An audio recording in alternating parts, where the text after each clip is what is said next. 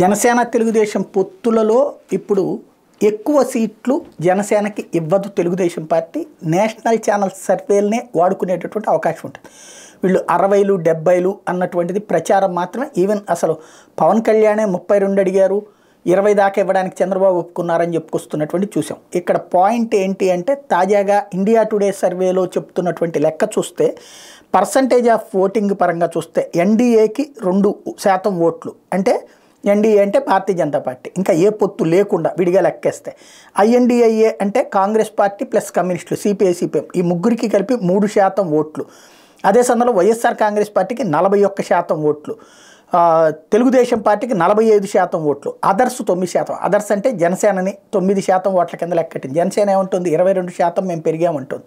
అయితే అది 22% పెరిగింది తూర్పు పశ్చిమ గోదావరి లాంటి చోట్ల అయి ఉండొచ్చు, కానీ టోటల్ రాష్ట్రం సగటును చూస్తే 9% అన్నట్టు వీళ్ళ అంచనా ఉంది. కాబట్టి దాన్ని బేస్ చేసుకునే తెలుగుదేశం పార్టీ మూవ్ చేస్తుంది. కాబట్టి ఏం జరుగుతుందో చూడాలి.